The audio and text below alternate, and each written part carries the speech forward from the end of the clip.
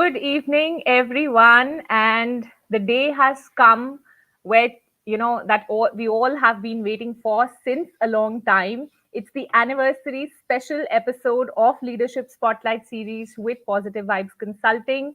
Exactly a year ago, Team Positive Vibes, sitting out of a Starbucks, decided to try roping into the vast expertise available in the corporate world and create a community of sharing and learning. And this is how the Leadership Spotlight series was born. It was an effort to get the best minds, the most inspiring leaders who are a powerhouse of talent on a candid platform and get valuable insights, wisdom nuggets, and some very, very authentic conversations. I think that's what's been the differentiator of this show, very candid and authentic conversations always, around many contemporary topics that would benefit the fraternity. Over the last 1 year, we've had 13 very eminent speakers covering a variety of topics. We've talked about employer branding, leadership, talent management, attracting, motivating workforce, workplace synergies, career transitions, leading in difficult lives. We've also, in difficult times, we've also talked about holistic health and well being and many more topics that have added value to each one of us. Absolutely proud of this journey and deeply grateful to each one of you, the audience, for supporting us in this journey, showering us with your love, and motivating us to come back every fortnight with a new episode. And today, as we relive those memories, those moments of the year gone by, we are immensely honored to have these movers and shakers back once again with us for some very interesting, insightful, and some fun conversations because we're doing the celebration episode. And when the word celebration comes into picture, there has to be some fun. So it's not going to be all serious today. We're going to have some fun and definitely some takeaways as always. So let's get rolling, guys, and welcome our guests one by one. Our first guest is Sahil, Sahil Nair, Senior Director at KPMG. The next guest is Harini, my friend Harini Srinivasan, who's shaping the future of work with Semco Style and Personify. Our next guest is Raj, who is an author, speaker, and an award winning HR professional. We have Gauri, who calls herself, and she is in a true sense, a possibilitarian, an HR head, and recently she's donned the hat of a national president in one of the councils at Wiki. We have Vikas, who is the head of HR at IPG Dextra. And we also have Vivek. Vivek is here with us. Vivek is an ex IS officer and now a motivation speaker. He's a TEDx speaker and an author too. So, guys, thanks a bunch for taking out the time and coming once again, to the Leadership Spotlight series. It's an absolute honor to have so many great minds together today on this show.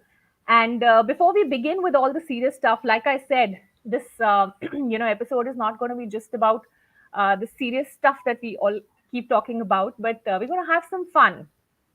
So let's have some fun to start with, guys. So I'm going to go around the table, which is the virtual table here, and ask some rapid fire questions to all of you. Are you all ready? What do you think I'm going to ask you? You I ask, didn't get we'll it. know. You ask, No, and then we'll know. give me a hunch. What am I going to ask you? Unlimited possibilities, Shivani. Oh yes, I'm sure many possibilities. Okay, so since you're talking about possibilities, let me ask you the first question, Gauri. If you could have lunch with one person from history, who would it be and why? Okay, great question to start with. I think I would say Lata Mangeshkar because I get a very deep connect when it comes to your own uniqueness. Lot of times we are told that this is not as per the norm, so you should change it yourself. And she Hmm. had a shrill voice, but she did not change. That was the time when all contemporary singers were using that kind of voice and pitch and whatnot. But she never got bogged down by it, and she created her own mark and her own voice also. So I would have loved to do that. Awesome. Wow. Wow. That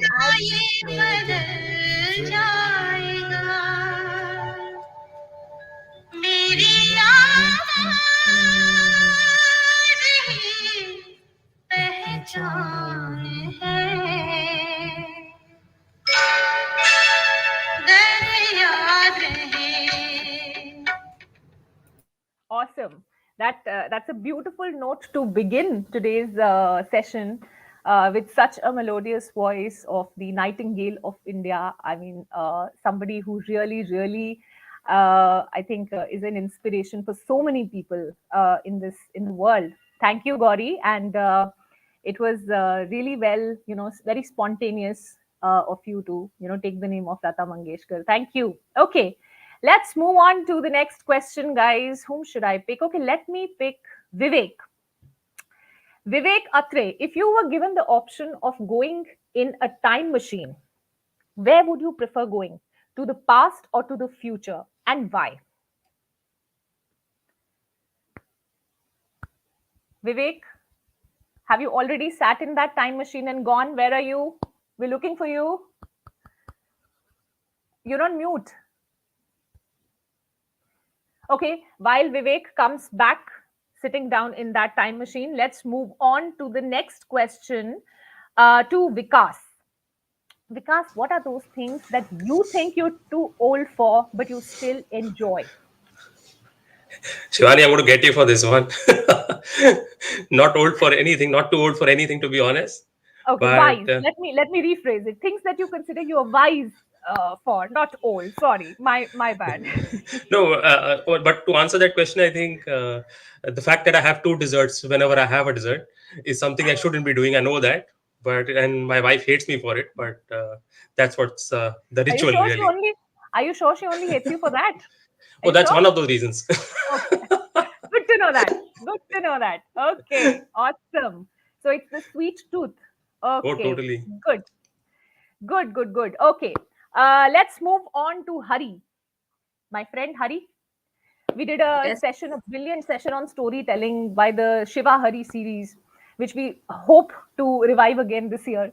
So, Hari, tell me any nickname that your team gave you, which you didn't know of, and you got to know of that later. And why did they give you that nickname?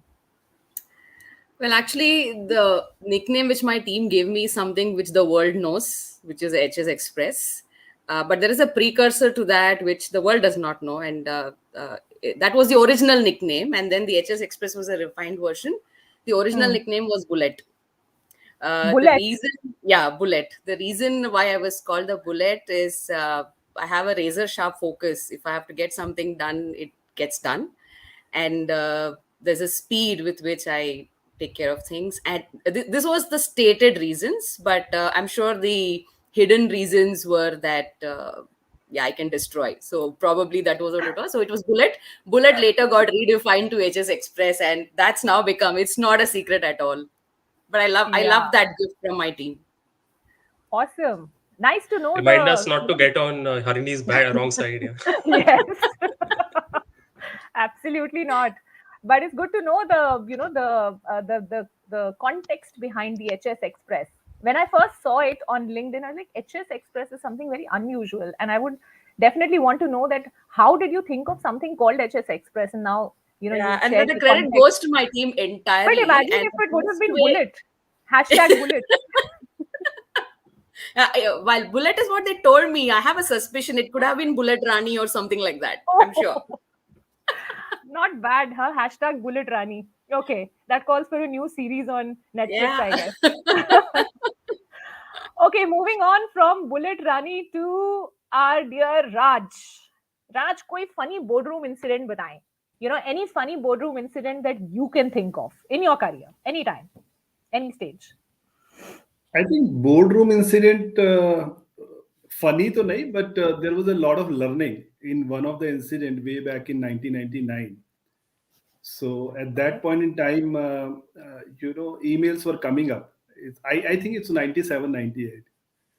Mm-hmm. So I don't know, you will understand it, but some of, as you said, Vikas, Sahil can understand, and Vivek, we used to have OHPs in those time. So I'm saying you are younger, Shivani. Yeah, of So course. I'm completely, gushing Raj, on I that am you half moment. your Thank age, you. so I wasn't even born when you're talking about something that you're talking about right now. So Chal so jhoote. sometimes in HR, we cannot You give know, the cash, last we time, give it time. the last time he came on my show, he said he's 25.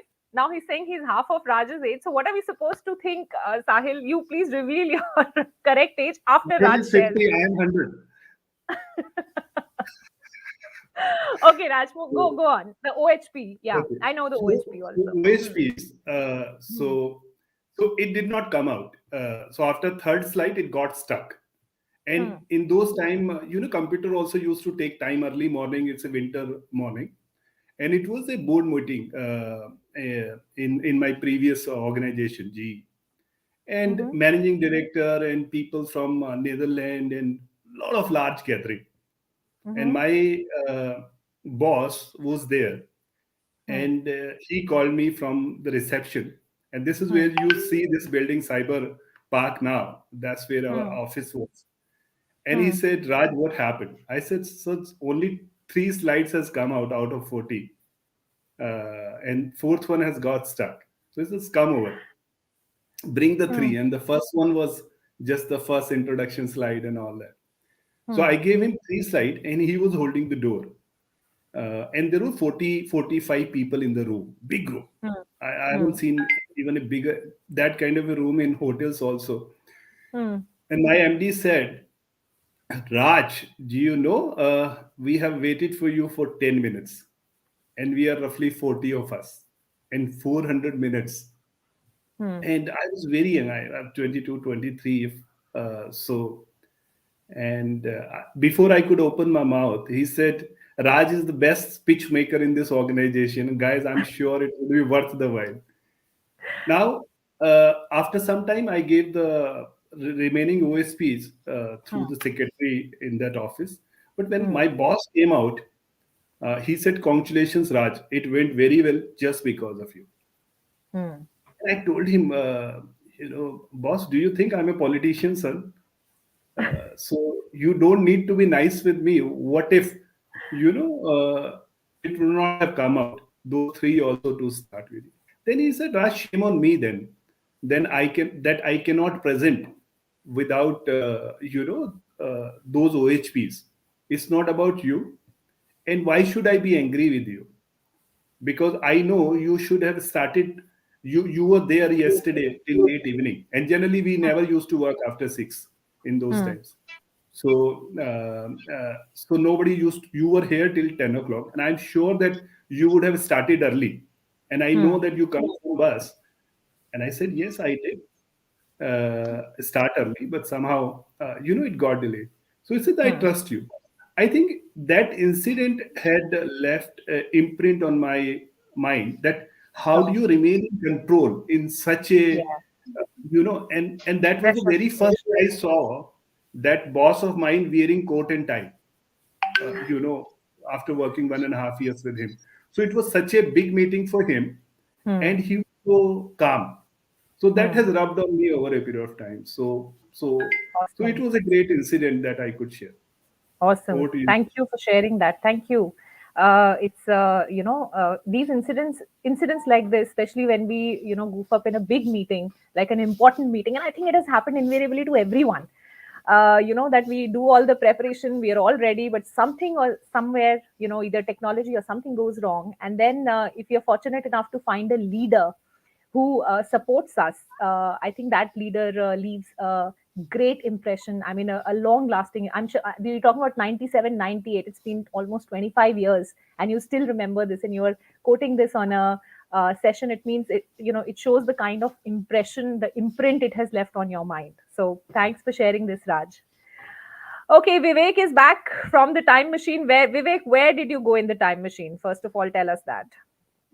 Did I you hear my went into question? the future. Yeah, I can hear you. I went into the future and I met Virat Kohli when he's 62 years old. And I went into the past and I met Sachin Tendulkar when he was 18 years old. And Okay.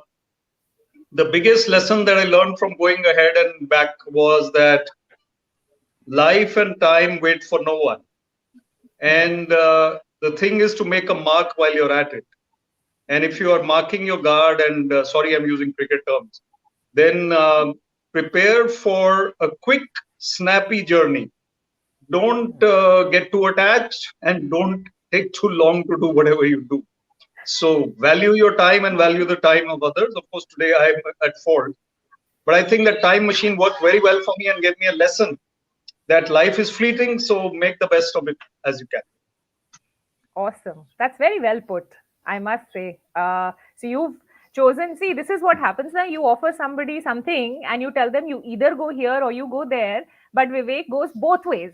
He'll very conveniently, he's gone to the future and to the past, huh? So But, that's, one more thing is that there's no moment like the present. And all mindfulness experts, Eckhart Tolle, Thich Nhat Hanh, all the great saints will tell you, the present moment is a present. It's a gift. So Yeah. be in the present moment and do your best now. Awesome. Awesome. Thank you, Vivek. That was quick thinking, and that was a very inspiring answer, I must say, for a lot of us here. Okay, let me now go on to the man with the spiky hair. He's come with spiky hair today, Sahil, and the man with the deep voice. Okay, Sahil. Now, if you had the option of making one law that everyone in the world would strictly have to follow, what would that be? Well, I think that's a brilliant question, Shivani. And first of all, heartiest congratulations on your first anniversary for Positive Vibes Consulting. I think it's beautiful the way you've done it with the entire team. If I had one law that I could enact, I think it would be the law of honesty. And I just wish there was something in the universe that would just be a live lie detector, and it would just go out there and, just like a loud alarm just burst out loud to say, you're lying, you're lying, you're lying, you're lying. And I just think the world collectively would become such a better place if compulsive liars, if people would use the middle path of saying, oh, this is a white lie, and the others who end up not lying. I think collectively, if all of us don't lie, I think the world will become a much better place. So I think the one law would be don't lie.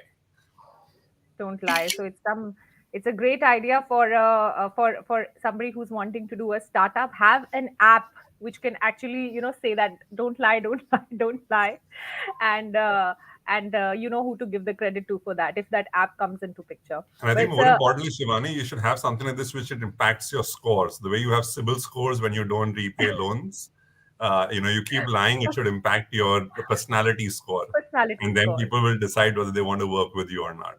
Absolutely. Good, well thought answer. Okay, great. So we are almost done with the the fun round, the questions, and if the audience here has any questions, the fun questions, please ask the panelists here, because now we're going to move on to slightly more not serious stuff, but something that we all can, since we have a fantastic panel here.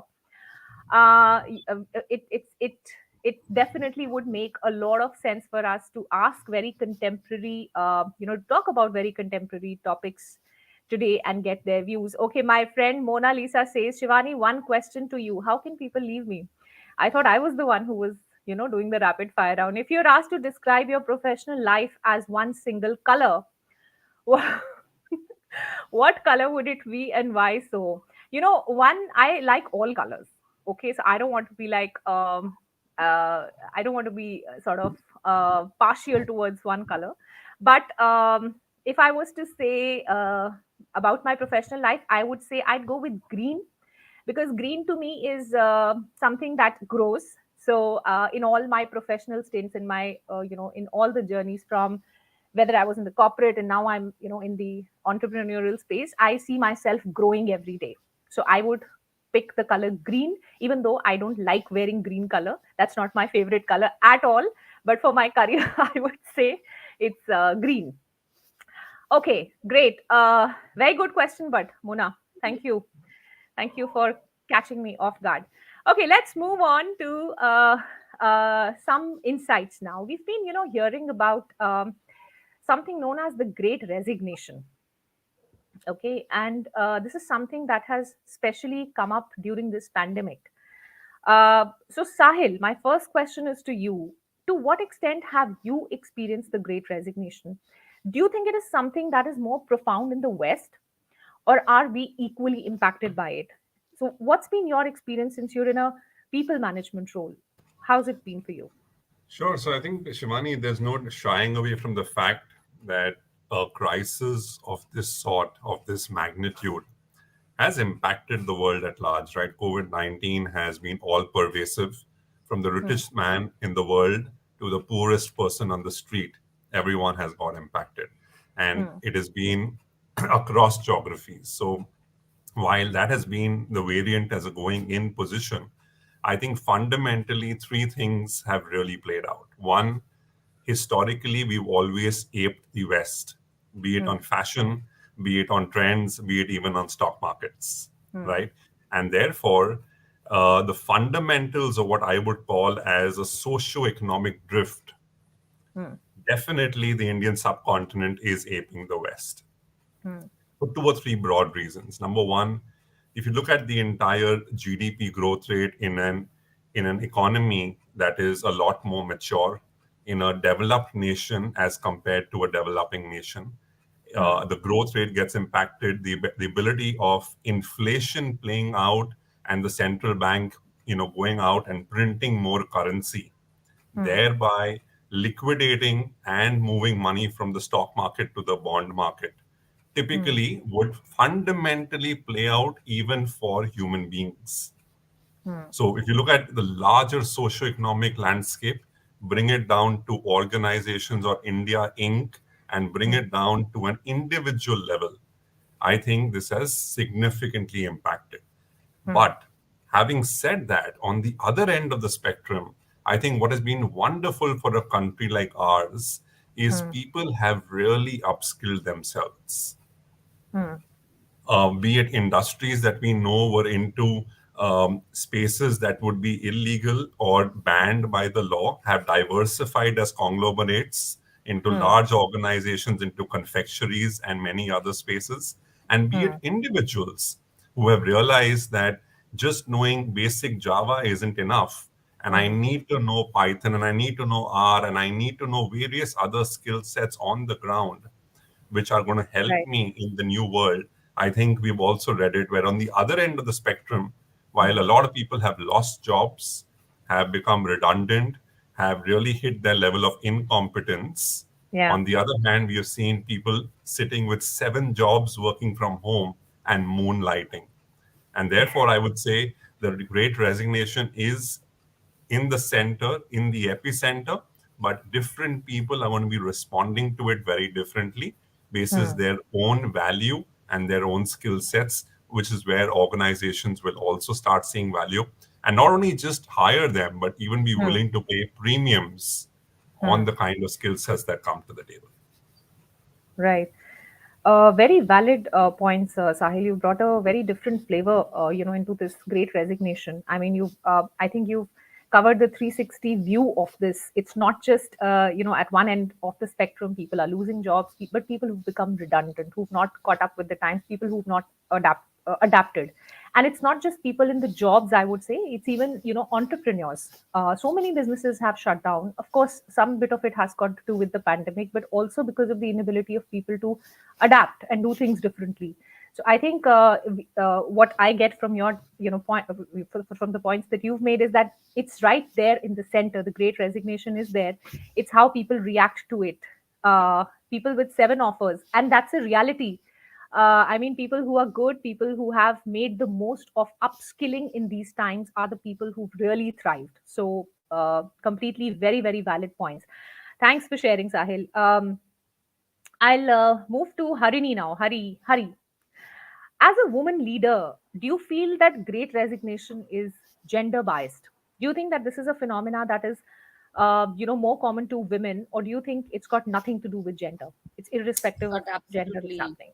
it's absolutely gender agnostic. I don't see it having to do anything with women. And first of all, that would be a very skewed statistics in any case, because if you look at gender diversity, that itself is very skewed. So it doesn't make sense for us to look at it that way.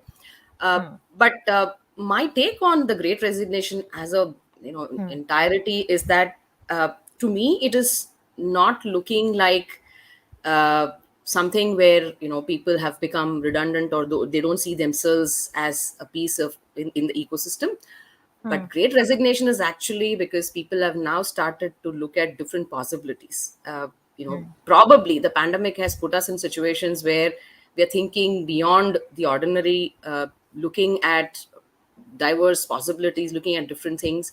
So when that is what is driving the Great Resignation, if people are looking at not just employment as a source of livelihood, but trying their hands on entrepreneurship, walk the streets of a city like Bangalore, and every other shop is a startup, right? So if that's the kind of motivation people get by looking at startups, I think it's because of possibilities. Now, having said that, obviously, it has got nothing to do with gender.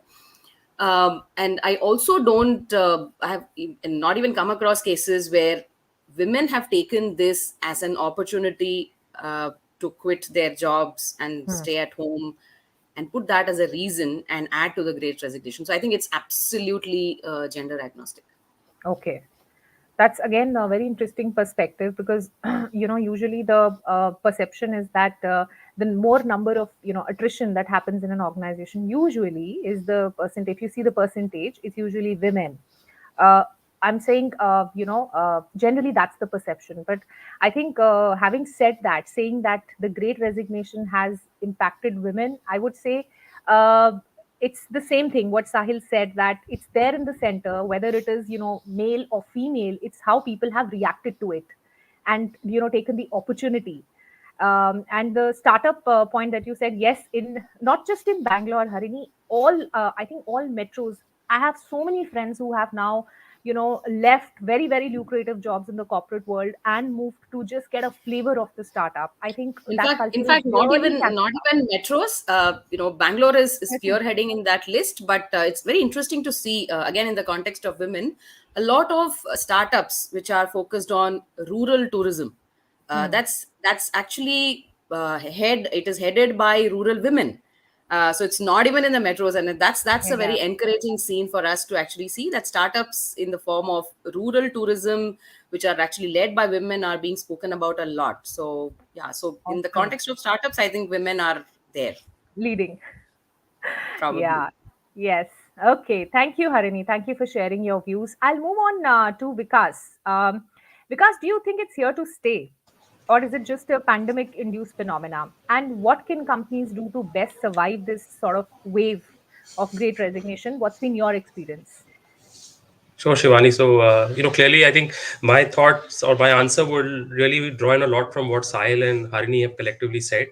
While the pandemic has induced this so-called Great Resignation, I also feel that it will sustain for some time. Now, obviously, looking too much further into the future is impossible, as we've learned through the pandemic. But I'll explain why I feel this, because in India, if you look at it specifically, I think the reason for the Great Resignation is also very closely intertwined with the business cycle. And the last 24 months have shown us how the economy is really just bounced back in such a huge way, and we've had so many opportunities in the landscape. And all of us are HR professionals on the call. I'm sure they will agree with me when I say that. All of you will agree with me when I say that 95% of the resignations that you see are do also have a compensation related angle to them. In our country, I don't think people are leaving to go take a backseat in their professional life. They are not going for jobs which pay them less.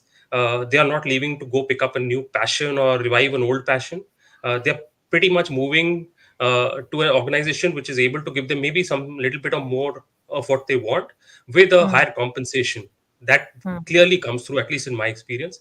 And therefore, I feel that along with the business cycle, this is a classic business cycle where there's an upswing, and employees being very fair to themselves are capitalizing on it.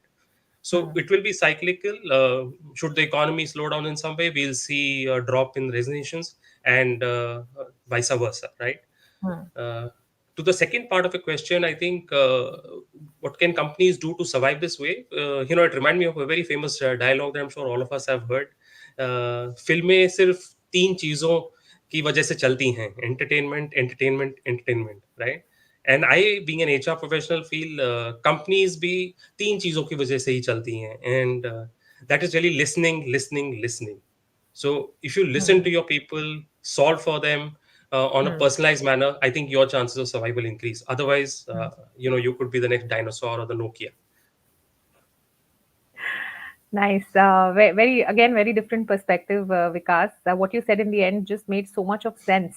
I just like to share my own experience here when I was, working in one of the companies. And this is, before the pandemic.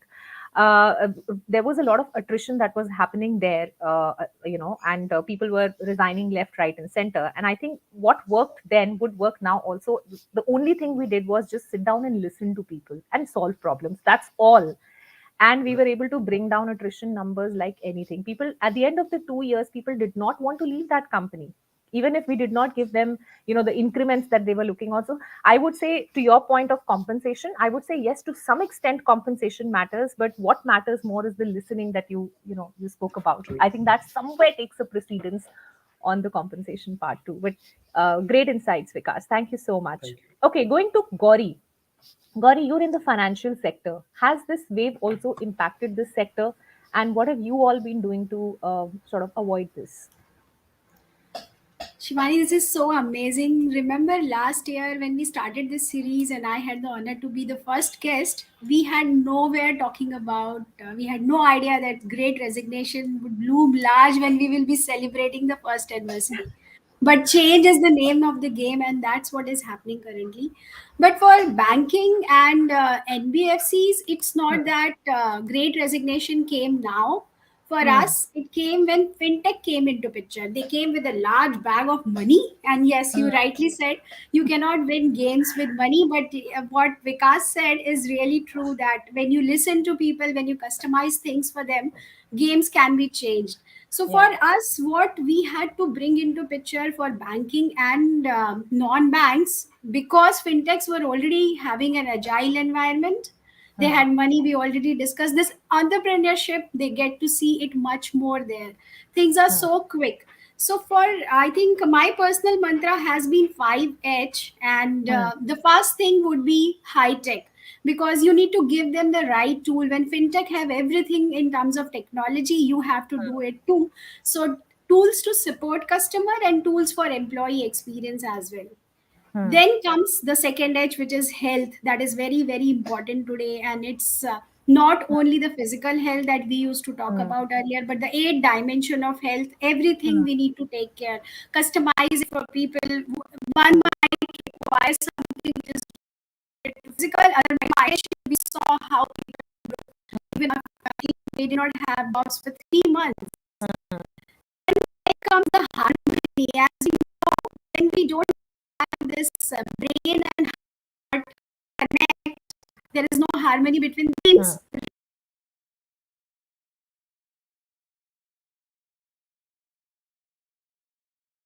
Relations you have to have. Thing which is important for everyone. So you do 1, 2, 3, 4, and you bring in happiness. And how do you do it? The final H, be human.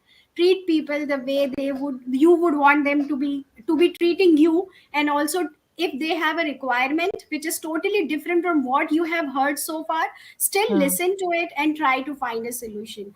So I think banking and in this fintech sector was already impacted because of fintechs, and this is what people are doing to get out of this. Awesome. Wow, that was a very, again, an H holistic answer, Gauri. Thanks for sharing the 5 H's, if that's how you pronounce it. We would love, Gauri, for you to, once the session is over, please put this down in the comments. I'm sure a lot of people will benefit from this concept of 5H. Amazing answer. And Dr. Madan Singh is saying you've been vibrant for yourself. So, and I completely agree with that. I think it's not easy, to have such a big role and be so active in giving back in terms of knowledge sharing, in terms of, being. I remember when I approached Gauri for the first episode, it was the first episode, and I was very skeptical. She was Gauri Das, and but she is so humble, and she readily agreed to do it, and I was really very, very grateful. And I think that set the pitch and the level of the show. So thanks, Gauri, for being the first guest.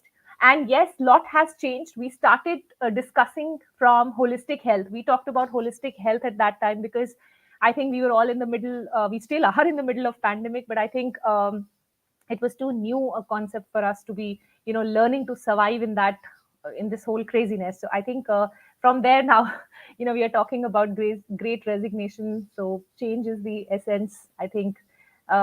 Great. Thank you, Gauri. Thank you for this. Again, Kavindra Man is saying, great perspective, Gauri, 5H. Thank you. Okay. I'll move on to Raj. Raj, again, like Gauri, you're in a sector that has, seen the biggest boom in the last 2 years, but also traditionally, this has been a sector which has seen a lot of attrition on a regular basis. So has the, attrition situation aggravated now with this wave? And what's your advice to sort of, the HR leaders of IT companies on how they can tackle this wave, this great resignation wave? I think the macro picture which Sahil has painted is there. And Vikas has also touched upon this. Gauri has talked about it, listening and 5H and all of this. At the outset, there is nothing great about this great resignation. Let me tell you, from an IT industry perspective, IT, I think roughly 5 million people work. And even if you talk about 10% attrition moving to 15%, that means 250,000 people. Yeah. So, and if it goes to 20, it's about 1 million people, and you need to manage that demand and the supply. Yeah. So for HR at this point in time, there's nothing great about great resignation as such. Yeah. Now, coming to your question, in terms of how do we go about it, I think still I see, in large part of the industry, people are operating with the 20th century mindset. So when you operate with the 20th century mindset, you cannot, have practices of 21st century deployed with 20th century mindset. So that is very critical, because older people like me or younger people like Sahil will look at it very differently. Okay, so digital natives do not care what your position or designation is. For them, loyalty is out of the window. So what they care is you command their respect for your disposition and not position. Now, when large part, 2/3 of your employees, one leg is in the exit door, how do you respond to that? So I think Gauri has touched upon this. Vikas has talked about it. I call it Netflixization of, your people practices. Wow. So if you Netflixize it, life is going to be better. And as you said, people wanted to stay in organization in your previous experience, like psychological contracting. So Netflixization and psychological contracting are the two key aspects to mitigate this challenge. And as Vikas was saying, over a period of time, we are seeing that green shoots. It's getting mitigated. The kind of intensity that we see in the last 3 quarters. So I see that it's going to get mitigated, and it's a big challenge for the industry. So to manage that demand and supply, and it's its own ramification for the larger industry. So what do you, Shivani? Great. I think one statement that really stayed with me, what you said right in the beginning, that it's people should stay back because of your disposition. People should respect you because of your disposition and not your position. I think that's a key takeaway for all people here who are battling with this wave of great resignation. Because I think at the end of the day, like Gauri said, like Sahil said, like Vikas said, the way you treat people is what matters. It's You may be paying them awesome, loads of money, but if you don't treat them well, they're not going to stay, because good people never have a dearth of opportunities. They are those seven, people that Sahil spoke about with 7 offers in their hands. So I think that's a very, very key takeaway from today's session. Okay, we have Uwais Khan say he's asked a question, and it's open to anyone to answer. Is it good to be a boss or a leader? Interestingly, we're going to be talking about leadership now. Which companies give importance to? Okay, so I think what he wants to ask is it good to be a boss or a leader, and what do companies give more importance to when it comes to profit making money for the company? Yes, anybody can take this up. I'll just add to it, and I think others can add. It's a challenge, not only for the CEOs or CXOs or CHROs to manage the polarities. When I say polarities, there's different paradoxes. How do you manage that? So at one side, we expect our CXOs to think about the future, be futuristic, but at the same time, we expect them to deliver on quarter results. Similarly, same paradox is there for HR also. So we talk about, we tell our HR guys increase human touch, and at the same time we tell them to manage layoffs. We tell them that value is key, and then we bring algorithms into picture. We say trust we need to work on, and then we talk about technological surveillance. Now, how do we navigate those polarities? It's not a question of being a boss or leader. The reality is that companies are there to make profitable growth. They are not there for charity. And it's a truth, whether you accept it or not. So unless you make profitable growth, if you don't, you will be kicked out. And there are various stories in the media that you could refer to. So that's my view, Shivani, and I think others can add as appropriate. Sure. Thank you for taking that up, Raj. Anybody else wants to take a go at it? Shivani, I think Vivek will possibly be a better person to answer this, but I think from my experience, whether there are wars across the world or corporate wars, that normally are what we HR professionals experience and discuss. I think it's important to know that not everyone needs to be a leader. Yeah. You can't have an entire army of leaders going into battle, and it's not going to serve anyone any good. So the fact is to know who and what you want to be. Is it a leader? Do you want to be just a boss? Do you just want to be a team player and just ensure that you're contributing to your fullest? And as far as the organization is concerned, I think it's important to have the fair mix of all, so that like I said, you meet that overall overarching objective for yourself. True. It has to be a blend of both. It has to be, of course, like Raj said, we're all in, business to make money. It can't be that because the business will not survive.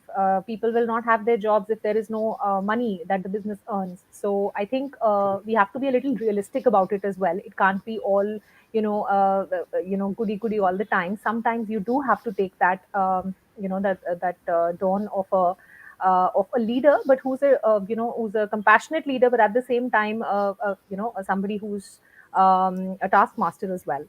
That's my personal belief. You can't always be the good cop. Sometimes you have to be the bad cop as well. I have a slightly contrarian take on this, Shivani. Please. I believe that you don't need bosses at all.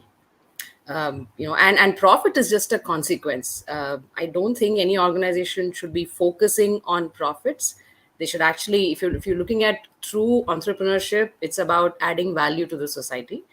So if any business is focusing towards adding value to the society, profit definitely becomes a consequence because people see value in it. And how do you drive that consequence is you don't need to have bosses at all. My favorite jargon, I keep talking about it again and again, is treating adults as adults. Adults don't need bosses, right? But adults, when they come into the workplace, they probably will look up to leaders who are able to align their individual goals and aspirations to the organizational goals. So I think bosses, managers are all redundant, not really required to be there. And when you're talking of leaders, it doesn't restrict itself to any position or level in the hierarchy. Leadership is an attribute, it's a behavior, and you don't need a title to be a leader. We all have read that book as well. So developing more leaders in the organization is what really leads to profits as a consequence. That's my take on it. You don't need bosses at all. Very interesting perspective, and I can see people, writing in the comments that people resonate with what you are saying, Harini. I'll move on to Vivek here. Vivek, you've been a leader, earlier in the government sector. You've experienced leadership there, and now you're a motivation speaker, you're an author.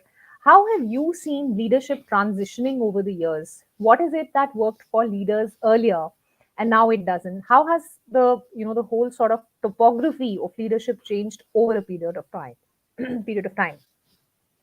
Shivani, thank you for asking me to speak on this, and it's a very important point. Actually, I felt like reacting to what everyone said, but there's no time to react and respond to what everyone said. I'll just bring out one point which I agree with Harini, because I think, Vikas, we don't need bosses, we need leaders. And everybody is a leader. A 2-year-old is a leader to a 1-year-old. A 6-year-old is a leader to a 4-year-old. Everybody has to possess and display and bring to the table some leadership qualities which matter. You may not be in a position of authority, but you may be a leader just by virtue of what you are. You have to be a role model, an example, and you have to be inspiring others throughout the day. Even if you're a good friend, you're a leader in any way. So I know that you didn't mean it that way, but this is a perspective that I wanted to bring. But coming quickly to Shivani's question, because I should be professional and stick to my time. The point is that leadership has some traits which are universal, which will not change with time. And if we look at the newspapers, the only people who are leaders are the politicians. And if I may take a very big swipe at them, I think they are the only people who are not leaders. The leaders are those who are inspiring and leading a team or a group of people. A homemaker is a leader. A child is a leader in many ways. A rickshawala who's sending back money to his family is a leader. So I think we need to inspire generations going forward to have qualities of head and heart which are universal and time tested. So if you look at there was a point regarding technology and AI and human beings. And if you look at today and tomorrow, I don't think the human element should be minimized in any situation. If I am sitting at a desk and the guy next to me is not himself today, I should be noticing and asking him, what happened to you? Why are you low today? But I have no time. I'm in my machine. I'm in my AI. I'm in my virtual reality. And these have gone out of the window. So leaders are those who notice others, who listen to others, it was already said, who appreciate others, who encourage others. And there's a quote that the world is full of critics, be an encourager. So if I am firm, I'm a good leader. If I'm arrogant, I'm a bad leader. If I'm authoritative, I'm not so good. But if I have respect, then I'm brilliant. Because of what I am, not because of the seat I'm in. Not because I have the ability to reduce someone's salary or increase it, or to throw someone out or to bring someone in. I have to command respect in whatever position I am. So all of us who are on the show are not here, as far as I can see, because of whatever portfolio we have. It's because we have a certain amount of a certain bit of qualities, at least the others do, maybe I do as well. So we have these qualities which we bring to the table as human beings. And we try and earn respect from our team, from our family, from our friends. That is what leadership is about. And one more thing, emotional intelligence is a big subject which we can carry on forever. The ability to know what to say in front of whom, when, and how. Vivek, Now, I'm sorry to if interrupt. I'm scolding somebody, and HR Vivek, knows this very well. If Vivek, HR, I'm sorry to interrupt. We can't hear you. Your voice is breaking. I think there is some internet issue at Vivek's end. Let's wait for Vivek to come back. Meanwhile, I'd like to ask you, Sahil. Leaders often think that they should know it all. So, should a leader know it all? Can good leaders be also vulnerable, especially when there is a huge pressure to perform? What do you think? So, Shivani, I think I've been patiently listening into this entire conversation for the last 10 minutes. And there were various perspectives that have come up, some very relevant in the current times, some futuristic, some idealistic, and some realistic. I think fundamentally, let's sit back and take 2 steps and reevaluate where have we come from and where are we going. If you look at earlier, we had hierarchy-based organizations, which typically meant at the bottom of the pyramid, I would do a lot of work. I would do my work very well, and I would get promoted.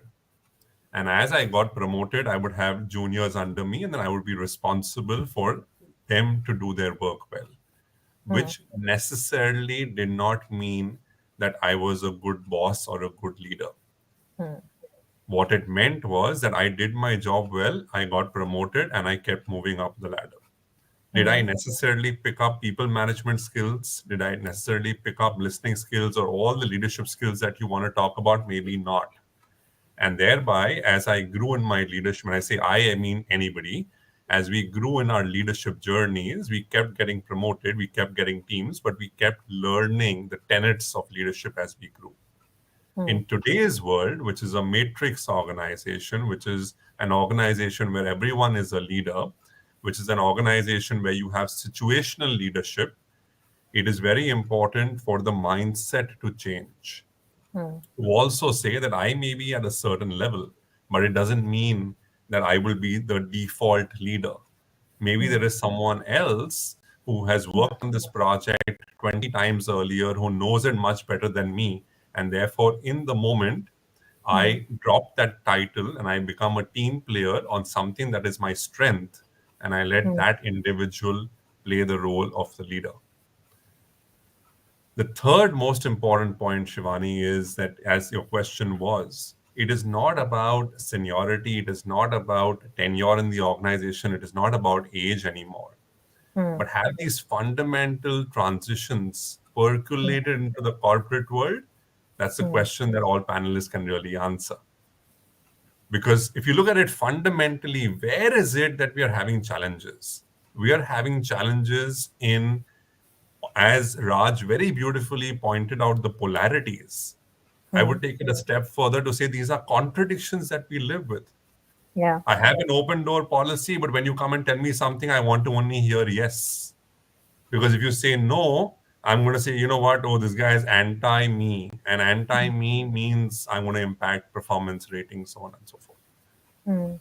And therefore, fundamentally, a lot of what we are discussing right now, whether it is in the current state or future state, I think so. We heard about cricket as a game, right? We started off the conversation with cricket. The best batsman in the world is not the best captain in the world. The best bowler doesn't go to the captain for advice. The best bowler goes to his best bowler, who he's always seen as a role model, to say, you know what?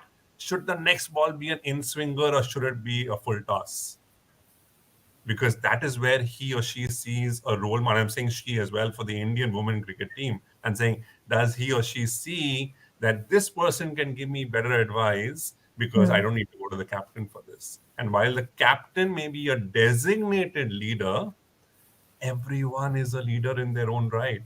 And I fundamentally believe that the future is going to be leadership without titles. And if you want to corporatize this into a corporate jargon or a corporate blueprint or a corporate 2x2 matrix, visualize it this way. As you grow in your careers, imagine if team members have the ability to choose their own boss. And that will be in the future. Because as people build people management skills and you become a great leader in the true sense of leadership, people will want to work with you. People will want to work for you. And people who spend 20 years, 30 years with a lot of experience, kudos to them. We don't need to drop them off, but they'll become individual contributors. They don't need to lead a team and mess up the lives of team members just because they lack people management skills. I'll pause here. Back to you, Shivani. Sure. Thank you, Sahil. I think some very, very good, great insights came through you. I'm going to pick on something you just said on people management. You know, people who've been around for some time probably will become redundant if they don't know how to do people management. So, a related question to that, I'd like to ask Vikas here. Vikas, what's your advice for people who are stuck with bosses who are emotionally less resilient or who do not have control over their emotions during pressure time, who don't have the people skills? Let me put it like that. How do they cope up? What should be their survival strategy? What would That's you a say? brilliant question, Shivani. You should do that rapid fire for every panelist. But it's a Okay, let's brilliant do it. question. Let's do it. I want to ask everyone their views on this because I'm sure a lot of our listeners would be wanting to know a solution if you are stuck with someone who doesn't have the people skills but has become a leader because of their excellent whatever knowledge that they have. How do I get out of that situation? So we'll go And across Shivani, the panel. if we Sure. may, just to make it rapid and fiery, 30 seconds per panelist, hit the nail on the head. Vikas, Yes, sorry to let's put you on a spot. No, happy to do that. I think fair point. And, Shivani, like Sahil said, brilliant question. I think two things come to mind for me. One is try and get inside the boss's head and preempt what's going to come up your way, because that's one way to insulate yourself. And the second one is try and make the boss look good. At the end of the day, such bosses are really quite insecure in my experience. They are on eggshells most of the time, and they want to protect themselves. So if you can help them look good, and with your work, with your support, whatever, you're in a better position to survive. Great. Okay. And he stuck to the 30 seconds, Sahil. Over to Vivek. Vivek, since we have you back with us, please. You see, some part of people skills are inborn and some part can be trained and learned. If you engage with someone and tell them that what you said to so and so in front of their junior was not acceptable because the junior was present. He didn't mind the scolding. He minds the junior being present while he's being scolded. These kinds of people skills can be explained and are difficult to imbibe, but people can get better. I've seen people. I know that Sahil's point is absolutely correct. The best batsman is not the best captain, but the best leader can be developed. You improve, you talk better, you listen better. Unfortunately, listening has become the casualty. And I wanted to add that just one more point. The great resignation is not that you are resigned to your fate. You have to not be resigning to your fate. It has to be a great renaissance in a way, that you reinvent yourself all the time. And if that be as a leader, then so be it, and it has to be. Awesome. Thank you for sharing this, a very different perspective. Again, there are some leadership traits that can be taught, but some leadership traits, unfortunately, cannot be taught. Okay, moving on to Raj. What are your views, Raj, on this? I think if you have to manage a toxic manager or a jerk, profile him. So I'll quickly say, how do you go about it? So there are two kind of bosses that exist. One who on tell side, and one is on the listen side. So once you understand where your boss falls in, on the tell side, for example, so tell side tend to be two kind of people. One who is big picture guys, who talk big, but they don't get to the level 4 of the things. And second is directorial on the tell side. So they want tasks to be achieved. They write this green, your color on everything, on task, all tasks to be green, yellow, red, show it to them. And on the left side, if you look at it, somebody is a great listener, or on the listening side of it. So there are two kind of people. One is people. So even if you have not done your task and say, can you pitch in for me? I have to meet my girlfriend. And they say, of course, I will pitch in for you. So they will go to that extent. People is primary. And then there is analytic people. So you do anything, but they will ask you, show me the spreadsheet. So give them 4-5, your tabs, so they can play with it. Once you file the price of your boss, then tender to help him out. The way he wants to get information, directorial, big picture, people, to start thinking from the point of view of his boss, because he will do what his boss would like to be done.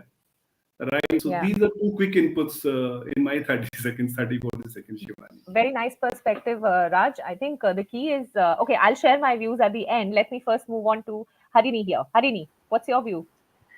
Yeah, so leaders who are struggling with people skills, I don't think they need to focus anything on developing those skills, because that's where the pressure actually comes. All that they need to do is learn two things: be absolutely transparent about facts, transparent about numbers, transparent about status of projects or whatever it may be. And all that they have to do is trust their team members. So trust begets trust. And the moment a leader has learned to be transparent, I think that's the best possible people skill that anybody could expect. So you don't have to be friendly with people. You may not even have to demonstrate a lot of compassion, but just learn to trust by being transparent. That's my take on it. Thank you. So the transparency angle comes into picture here. Learning to be transparent, but sometimes it's difficult. People who don't inherently have people skills find it very difficult to be transparent. That's been my personal experience. But I'd love to hear The point I was making is, if you are transparent, you automatically develop the people skills. So I'm just looking at it the other way around. The other way around. Okay. All right. Okay, Sahil, moving on to you. Okay, so since I said 30 seconds, I'll have to abide by it. Let me quickly rush through this one. 3 points. Point number 1, let me borrow from what Captain Raghuraman said. And he said this in one of his shows to say, you know what, when I go for war, or when I go to war, I know where the enemy is. But in the corporate world, it's difficult to figure out where the enemy is. So I think figure out, is the boss your enemy, or is the boss just trying to bring out a side of you that could be in your interest? That's number 1. Number 2, we've all studied about this. We've read about it, fight or flight, right? And therefore, you either fight the situation, or you say, you know what, it's too toxic. Let me just go into a better space, a different role, a different organization, so on and so forth. And I think over the last couple of years, I've realized, apart from fight or flight, there is also this beautiful coexistence. And I think you don't need to really go out there, because if you keep your locus of control internal, if you don't play the victim card and take ownership and responsibility to what's happening to you, I think it's all a journey. You just learn. And of course, all of this you can say very well in hindsight. When you go through it, it does break you down, but learning's in hindsight. So 3 things from my side. 30 seconds back to you, Shivani. Thank you. Bingo, 30 seconds. Thank you, Sahil. Again, very different perspectives. Okay, that's the beauty of this panel. Everybody is bringing in new perspectives. So much to take away for our audience today. Thank you. Okay, Gauri, possibilitarian. Kya possibility Shivani, hai? I have an interruption. You said Yes, the beauty please. of this panel. We can have a vote on who's the beauty of this panel. No. We don't get into controversial things.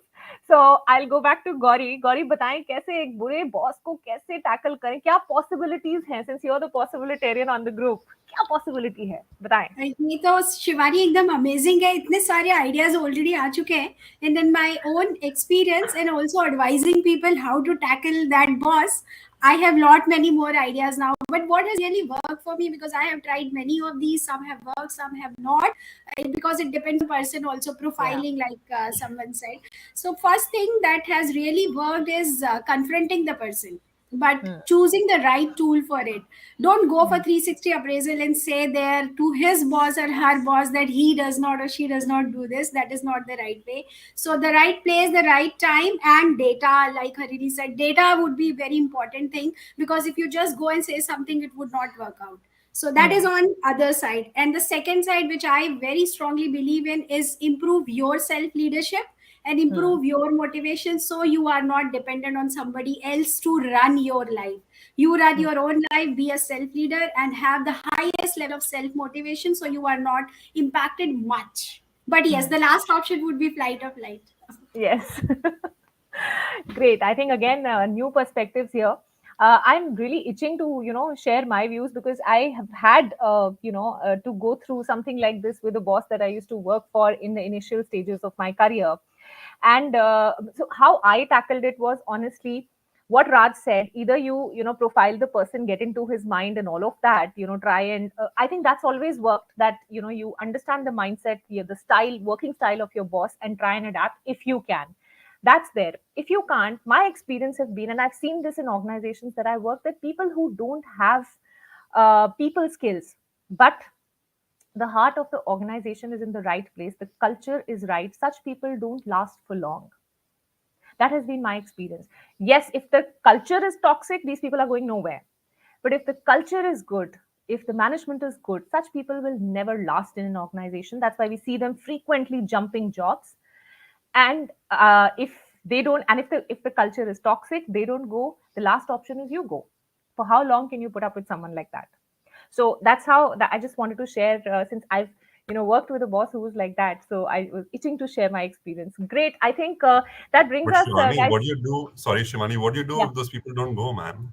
So you go. It's the fight. But why should you go? Sorry, I'm trying to get it slightly controversial. Why should you go for someone else who's toxic? Because, you know, if no, that's what I said, that if the मतलब गलती वो organization, करे, हाँ, जिंदगी तुम्हारी वो खराब करे और जाओ तुम.